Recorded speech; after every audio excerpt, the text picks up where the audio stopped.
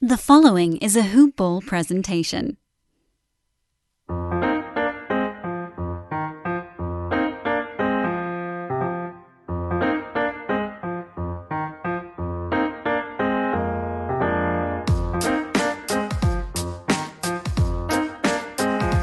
Ballers!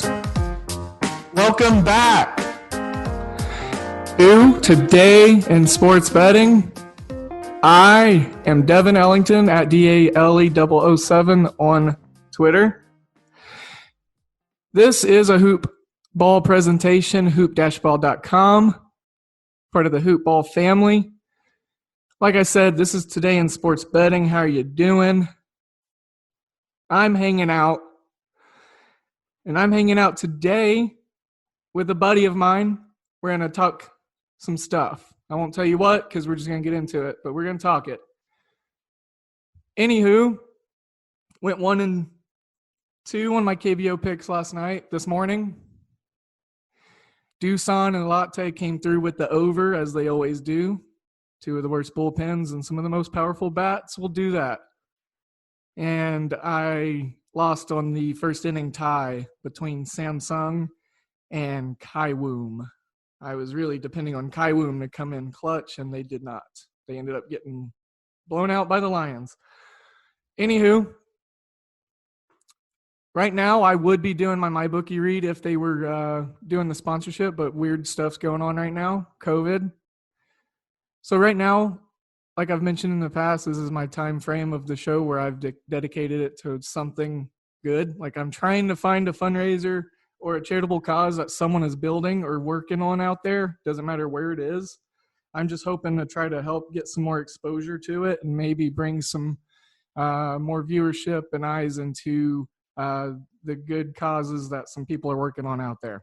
So if you or a family member or a friend or a friend of a friend or a friend of a friend's family member knows anyone doing something good around the neighborhood, let me know on Twitter, through email, devinellington1992@gmail.com, and we'll go from there. I'd love to spotlight that. Transitioning, we are going to pull the curtain back a little bit now, and I am going to introduce not only a buddy of mine, but a cohort and a companion in NFL and all sports-related things, Aaron Passow.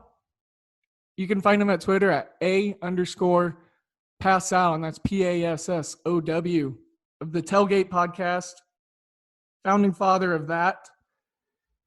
And he went to Iowa, but I'm going to let him dig into that. Actually, Iowa Central. Oh, Iowa Central. So, all right, here's Aaron, guys. Listen up. Thanks for having me on, Devin. Like I said, from the Tailgate Podcast. Went to Iowa Central Community College for broadcasting. Got into that through my love of sports.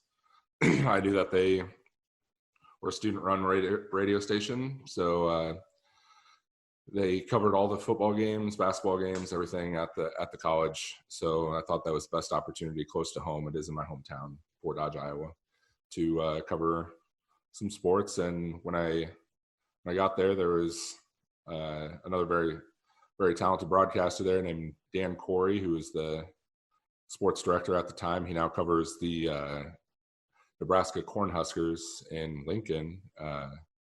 And he kind of showed me the ropes. And in my second year, I took over his position as sports director of the station. And that's where really the Tailgate got its name. My Sunday night sports show, we called it the Sunday Night Tailgate. And it was 4 to 5 of us, depending on the week, just going over all things sports for a couple hours. We had a lot of fun with it. And they've carried on that tradition. My good friend Drew Kelly was followed up, and now he's covering sports in Wisconsin. And also Trevor Rice, who covers a lot of Big South and some of the smaller conference college football teams for an ESPN affiliate down there.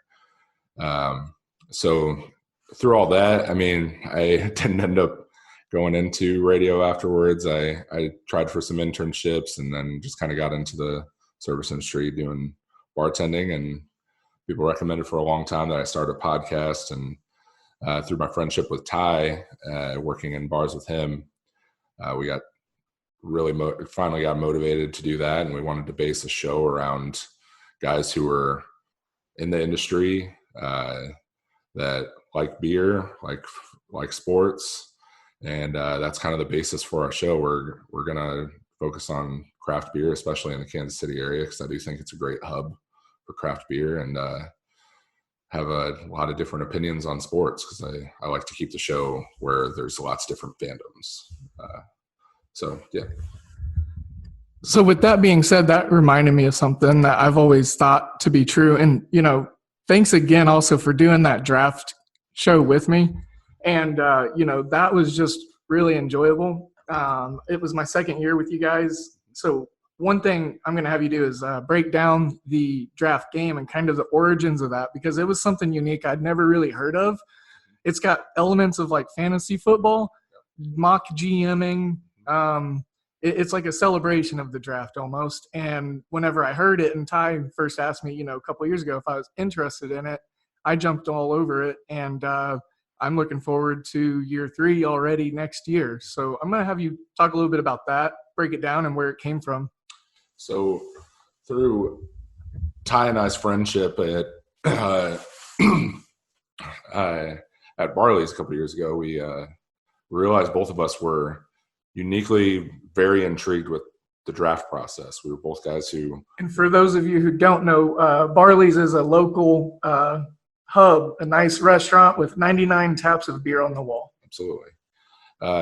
So we both were guys who always watched a good portion of the combine. We were enamored with the draft process. So Ty mentioned that in college, he and his roommates and buddies would play a drinking game centered around the draft and kind of do their own mock drafts and bet drinks basically on picks. I was like, well, it's kind of a unique thing that I think we could turn that into something else. And we both together came up with rules, basically alternating picks. The first year, it was, I think, only 4 of us playing. So we just had alternating picks, and honestly, we don't even remember who won the first year. We're pretty sure it was the Harry, who knew nothing about football. Harry Watson. Yeah. He probably did the best of all of us, but the rules have changed a lot over the years. And for those of you who don't know Harry, I'm going to paint a picture of Harry.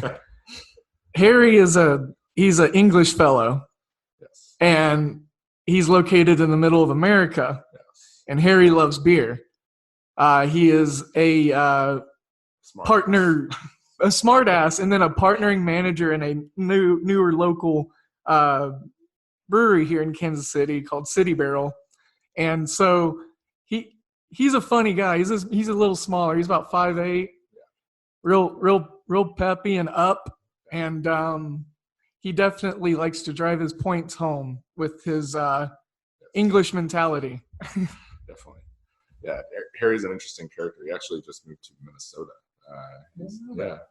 He's a good fella. He didn't know anything about football, and he kicked our ass at the draft just by looking at a sheet of paper and not knowing any of the positions. So from there, it evolved. We came up with kind of a new point system: the 5 points for a correct pick, 3 points for getting the correct position but not the right player, then 1 point, I think, or for correct side of the football but not the correct position or player. But it's still even evolving from there. We've come up with concepts that we want to implement for next year. Would you be willing to highlight or showcase or maybe drop a little preview on that? Or yeah, okay. The biggest one that I agree with that we're going to probably implement next year came from Grant. Actually, he told us that not every pick should be worth the same amount. The picks should be weighted based on how difficult the pick is. So later in the draft, it's harder to pick the right player as opposed to the top of the draft. So getting the number 1 overall pick correct shouldn't be worth the same as getting the number 32 pick. So I think we're going to do that. And then the steal was changed a little up this year, right? The steal it basically became a bet. Instead of being all or nothing for both players, it's more the team that's stealing or challenging your pick is more putting their 5 points against your 5 points. And if either side gets the correct pick, they get all 10 points, which wasn't how we did it in the past. But I think that I like that change this year.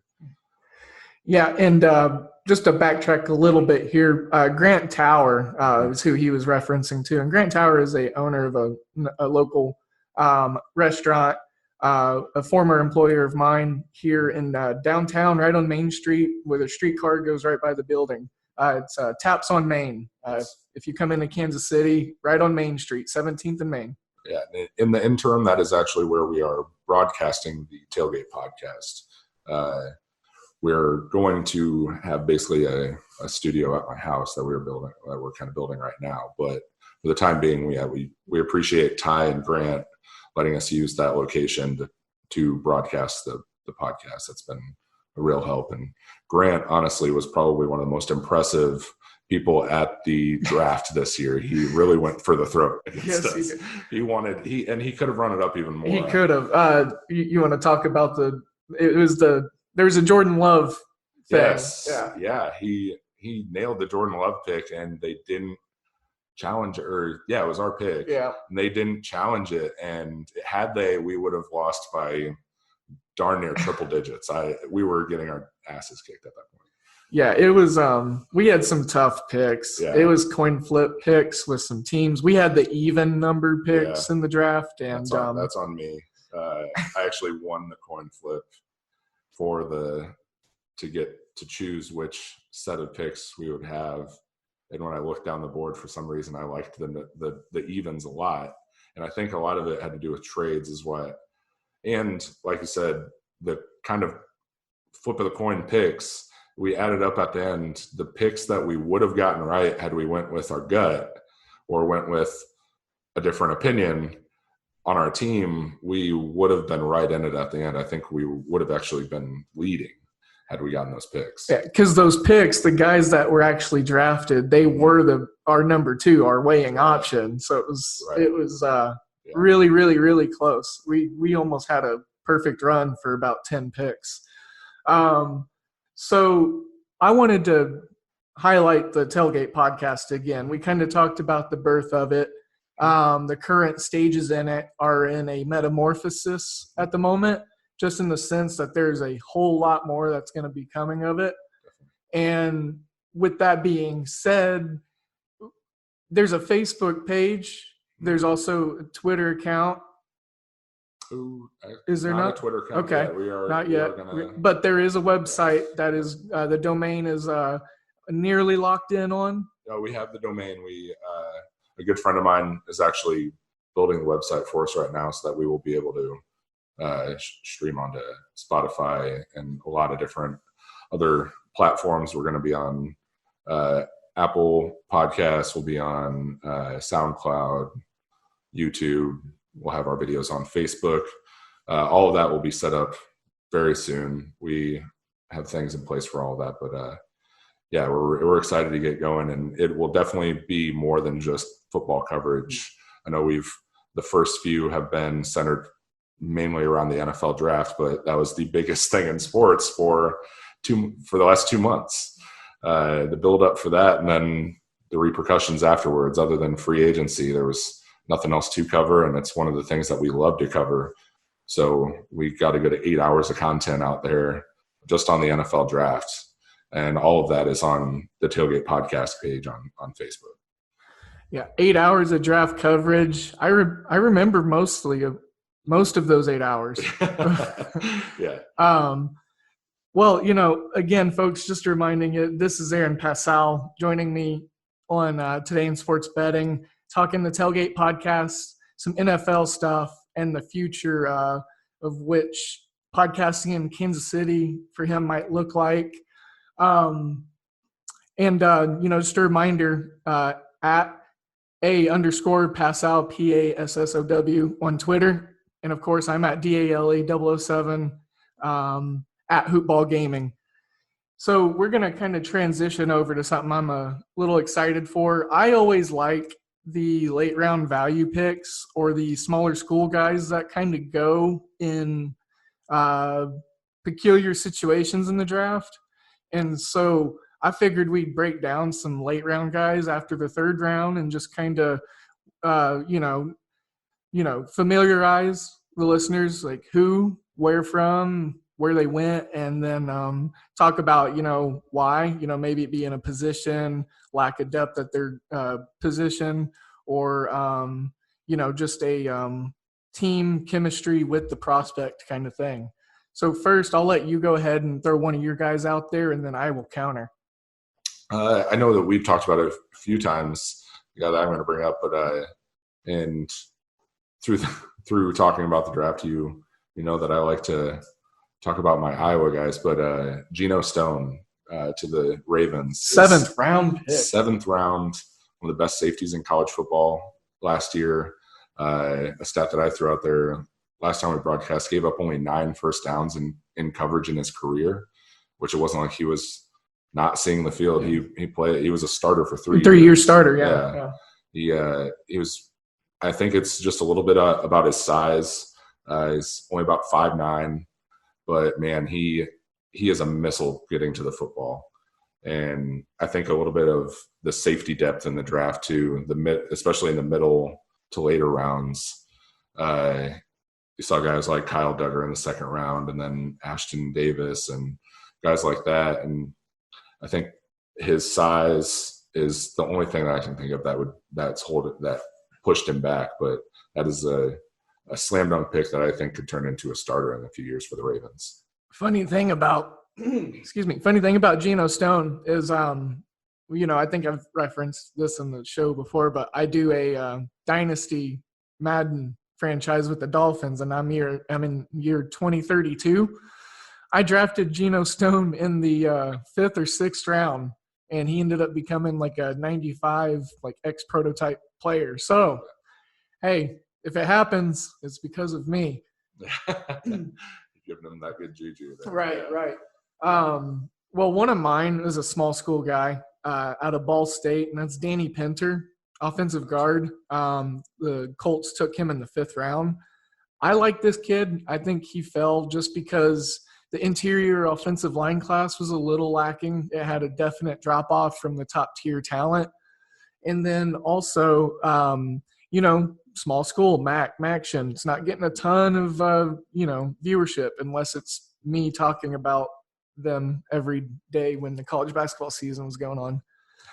But he's got a little bit smaller arms. He has a small, tiny T-Rex complex, but he's strong and powerful enough that once he gets his hands on you, you're not going to move him off his spot. He's good with his hips. He's sturdy through his core, and his footwork is really, really nice. Some of the best in the interior offensive line after the top end talent, if I had to say so myself.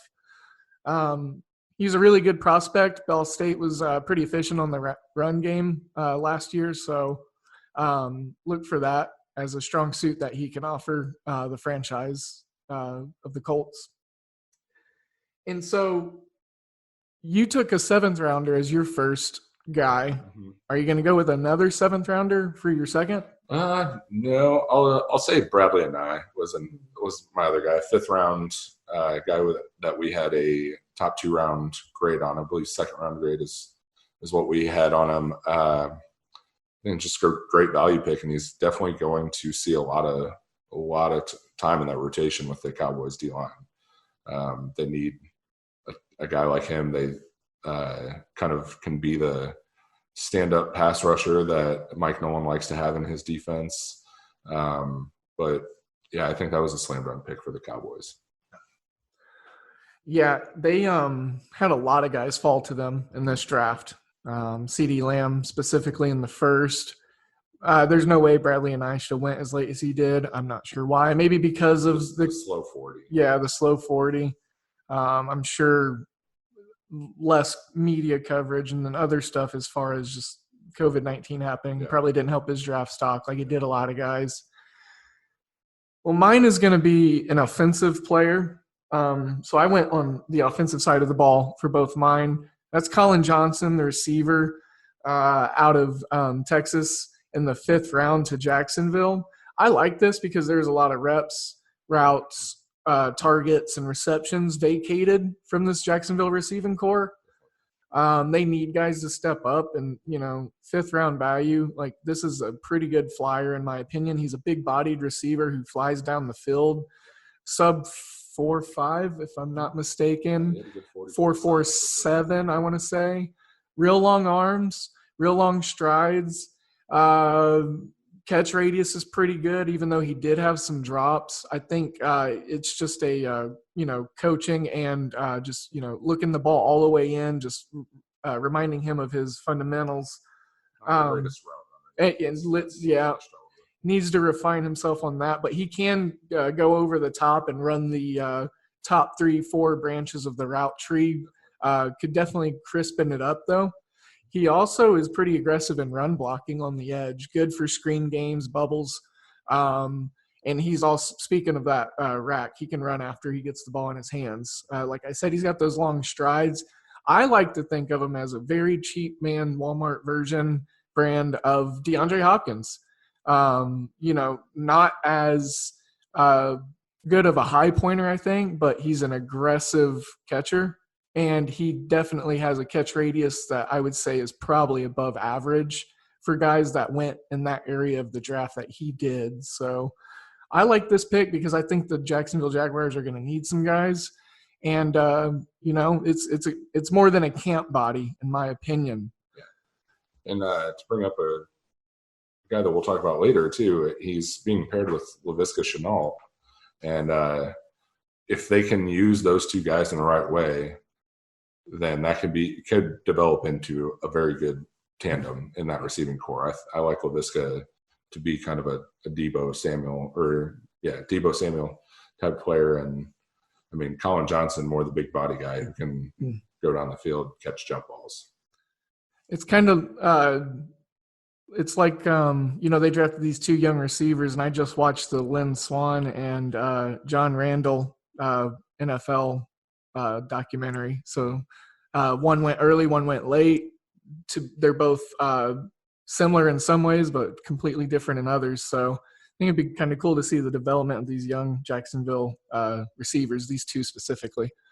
So we talked about some late round guys that got some good value as far as our eyes went. Now, there was some really good drafts. There were some really bad drafts. And then there's probably some drafts that not a lot of people are really talking about. They just kind of were, they were what they were. And, but, as far as team addressing needs, they probably should be getting a little bit more praise. So, Aaron, I'll let you throw your team out here that you think had a pretty good draft that needs a little bit more praise and is going under the radar right now. I think the New Orleans Saints' first 2 rounds were very underrated. Taking Cesar Ruiz in the first round to help shore up an offensive line that's protecting an older quarterback and then going to be transitioning into a new quarterback next year is huge. A young quarterback having a good center to be able to call out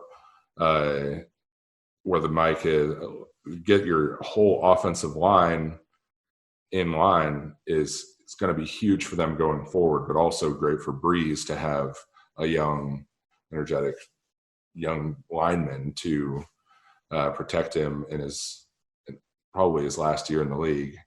And then Zach Bond, I mentioned him a lot as being one of my favorite prospects in the draft. The guy's just everything he does on film, his hands, his footwork, everything. He just plays that position so well. I can't even fathom why he dropped to the second round. Honestly, he was kind of a late riser, but having him available that late in the second round is incredible. The only thing I heard was the diluted sample.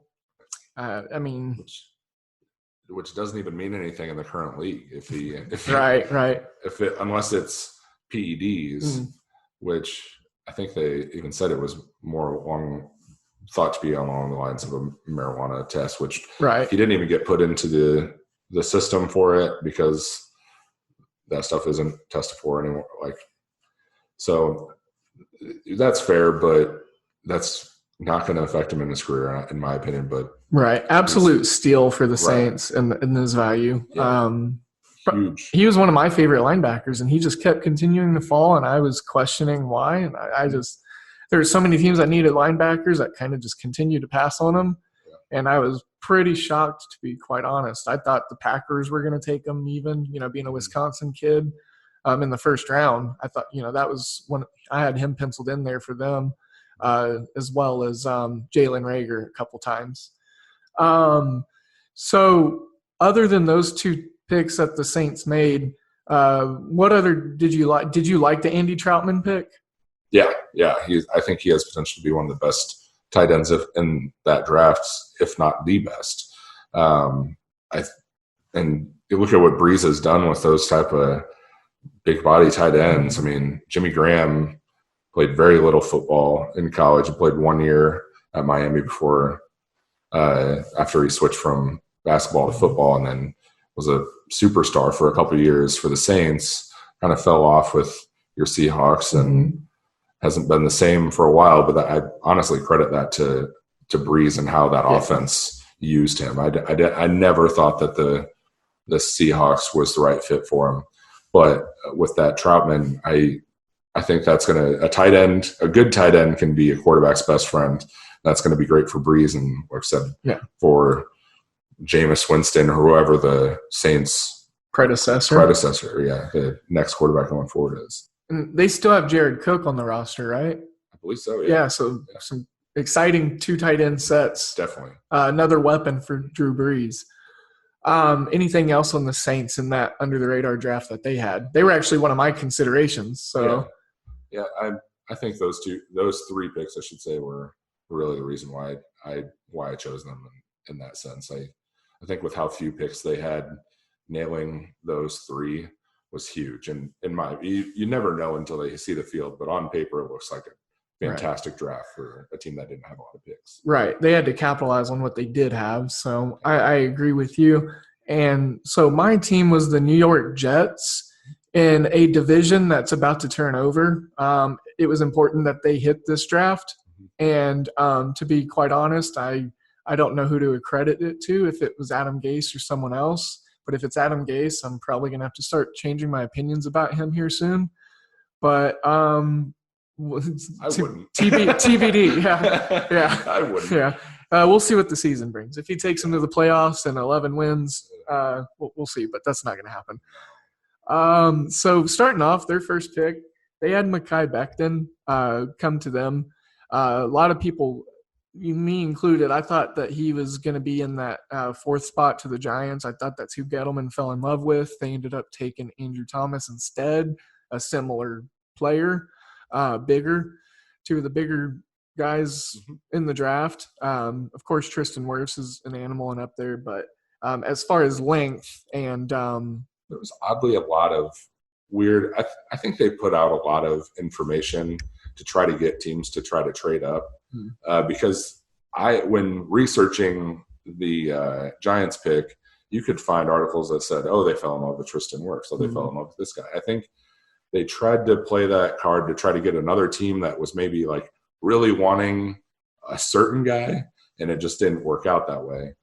Because, like I said, there was just so much information on who they liked the most out there. And when there's that much, I think the team's putting stuff out.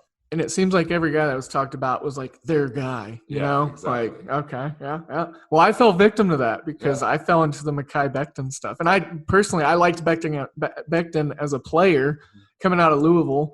You know, that whole line was atrocious. So to see him stick out, I kind of thought that was neat.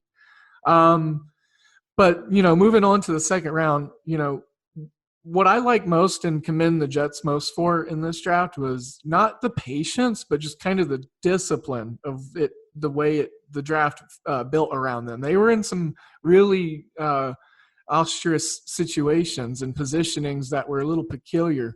So I think what they did, they didn't panic.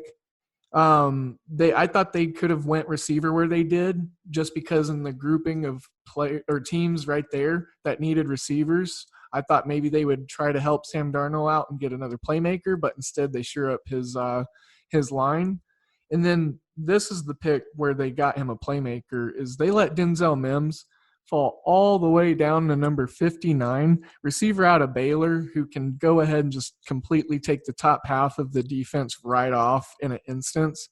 He's a really good route runner. He could work on his breaks and getting a little bit more separation, but I think what you see is deceptiveness with him in his route running. He's got good hips. He can kind of Wes Welker it at times, especially on the top end of the route tree, where he gets that last little bit of deep speed acceleration separation. But his intermediate and short game routes, he could use a little bit more work on his separation. But where they took him, this was a really good value. This is another guy I'm not sure why he slipped so much. Maybe you have some insight on it, Aaron. Yeah, no, I was as puzzled on draft day that he wasn't taken first round. I heard a lot of buzz about teams later in the first round liking him a lot. Maybe it is the intermediate routes. We did see that last year with DK Metcalf falling to the second round for the same reasons, with incredible size and strength and all that, just like Denzel Mims kind of has.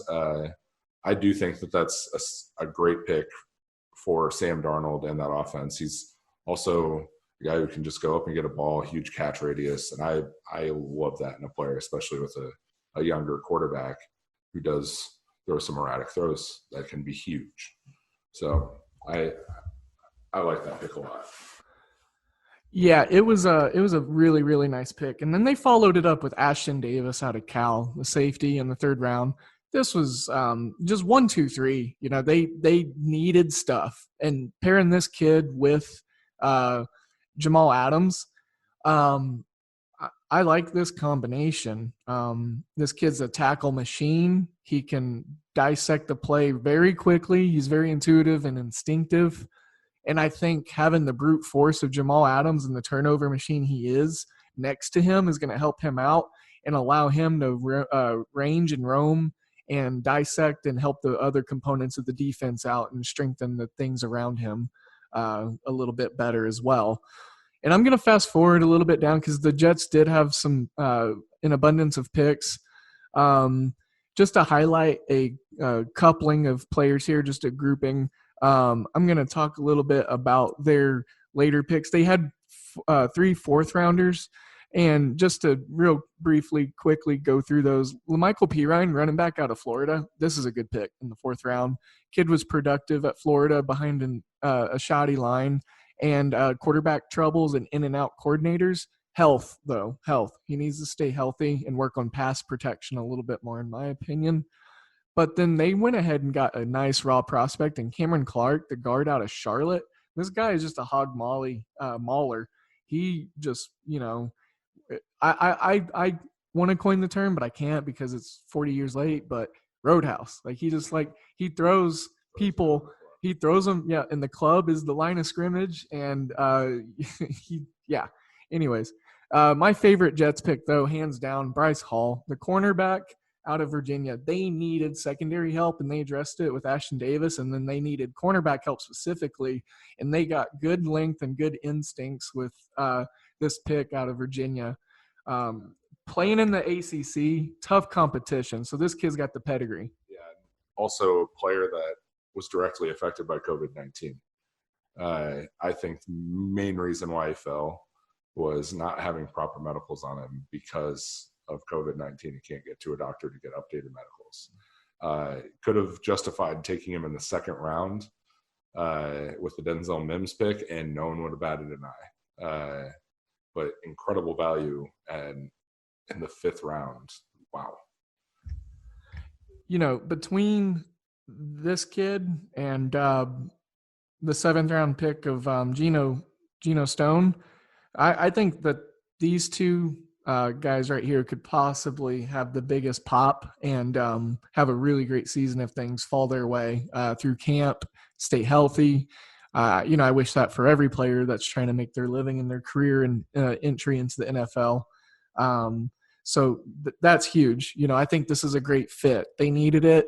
And, he was already on that side of the country. So, he can play in the cold.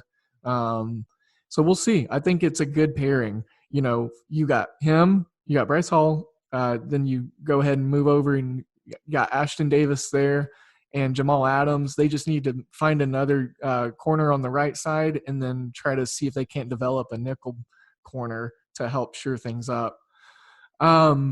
So those were some under the radar successful drafts. Aaron went with the Saints, hitting on the spots that they definitely needed to and not missing and whiffing with the limited amount of picks that they had. I went ahead and talked a little bit about the abundance of the Jets picks. They had a lot of picks to mess up, but I think they crowd controlled really well. And, they went ahead and hit value as well as getting some of their guys and finding some really raw, pure athleticism and talent. So there was, some late round guys we prefaced a little bit earlier in the show, but, I saw this question. We were baffled, and I think we can maybe just give the easy answer of chalking it up to COVID-19, but there were some guys on draft night and then throughout the draft. Just why the slide? It just makes no sense. Why are these people sliding? And I know we prefaced Zach Bond a little bit earlier, but we can dig in a little more on him because if you are not familiar with the guy, he's talented.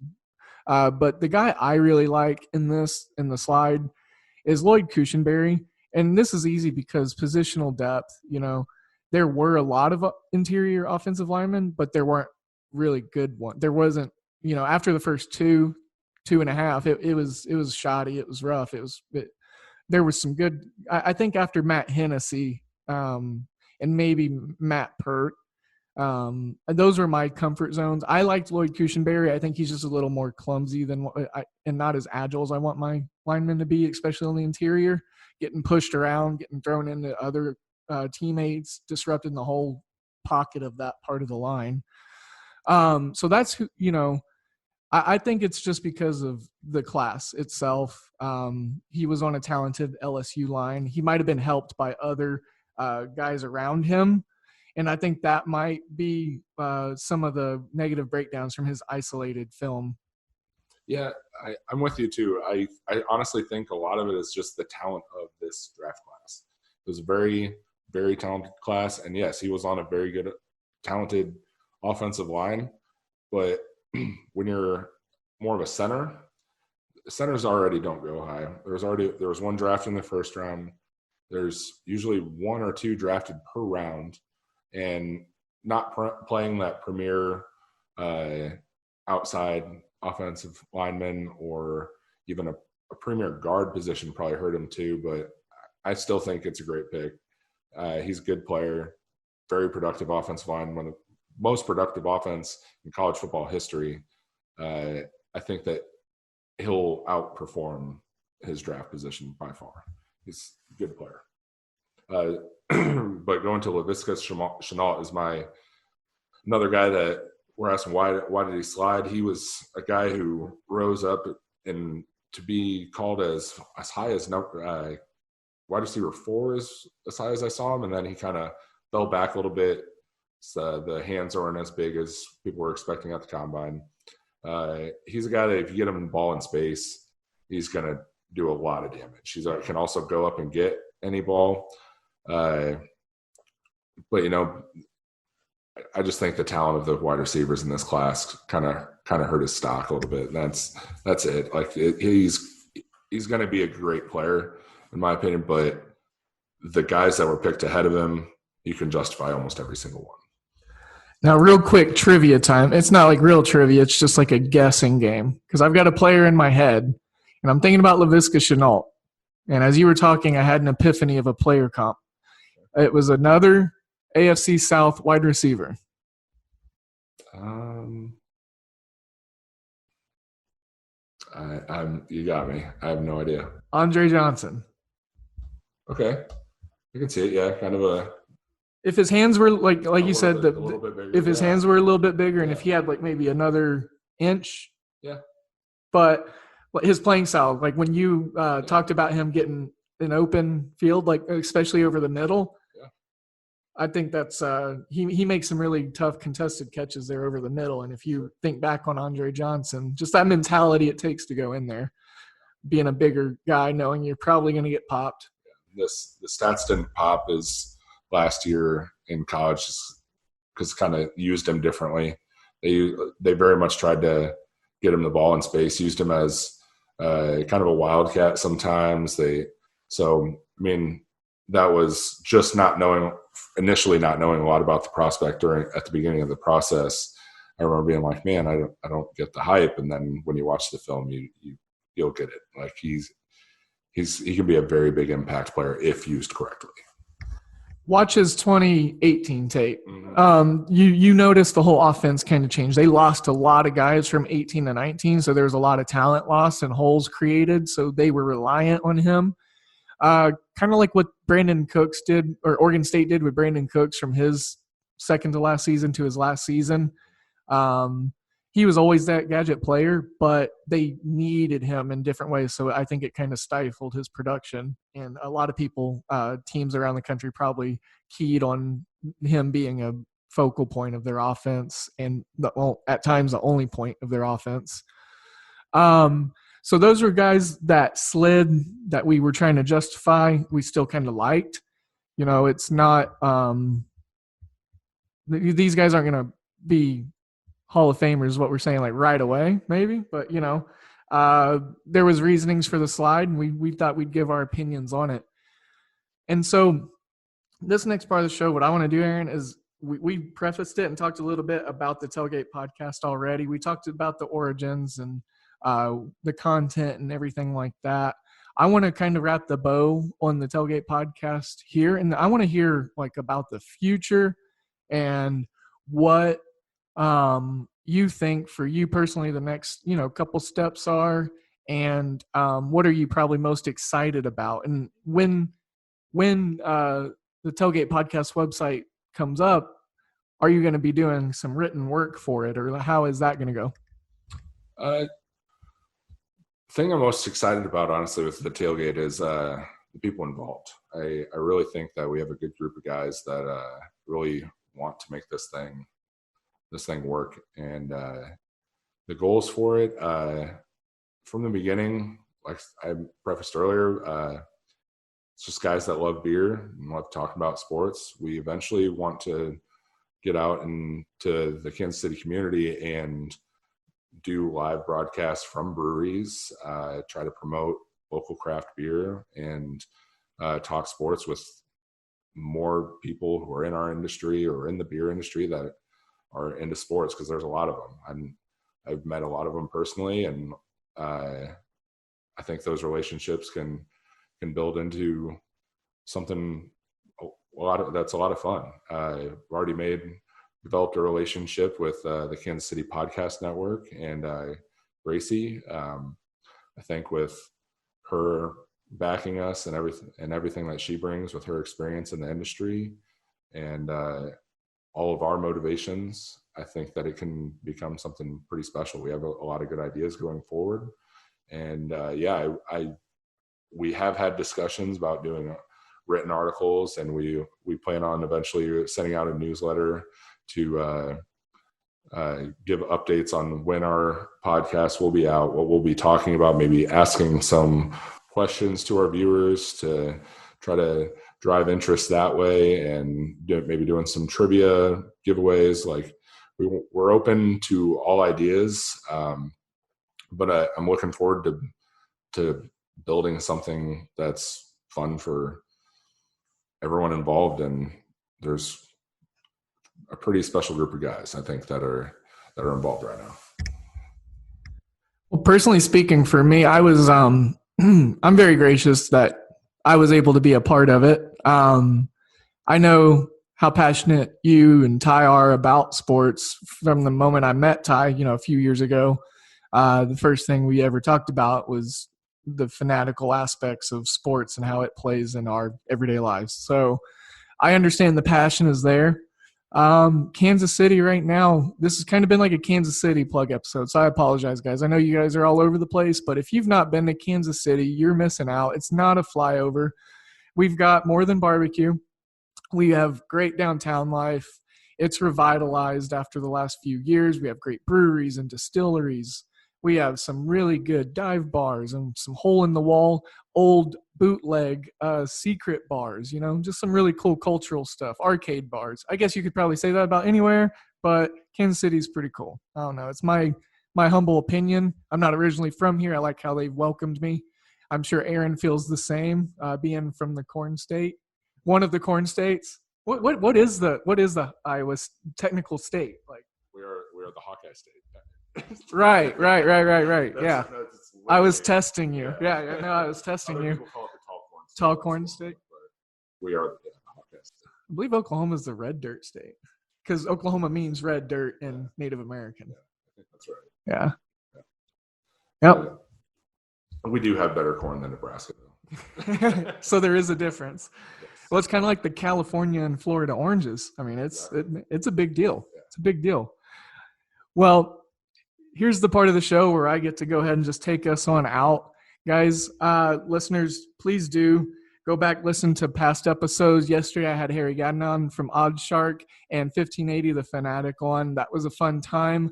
And so we got some really awesome things moving forward. Not going to spoil it too much, but just like today, tomorrow's going to be really fun. And again, at DALE007 on Twitter, and you can find Aaron at _Passow, PASSOW. And again, this is today in sports betting, a hoop ball presentation, hoop-ball.com at hoopball gaming.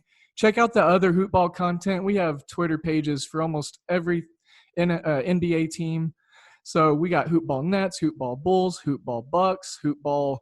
I think we have hoop ball Raptors. I think we do. We got hoop ball Clippers and Lakers and Memphis Grizzlies and Pelicans and all of it.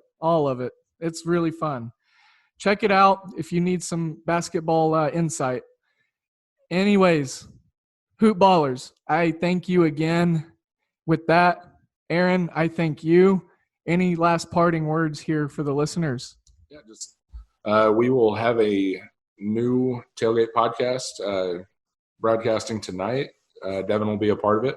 So check that out. It should be on our Facebook page either tonight or tomorrow. Devin, thanks a lot for having me on. It was a lot of fun talking some sports and some history with you.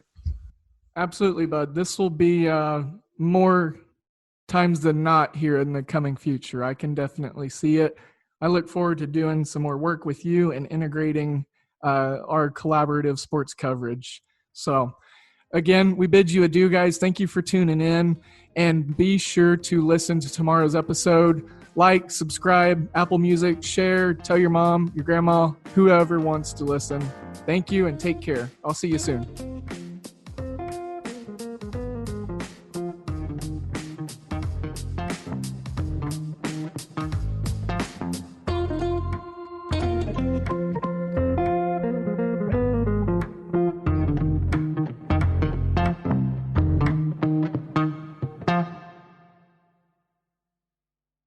This has been a Hoop Ball presentation.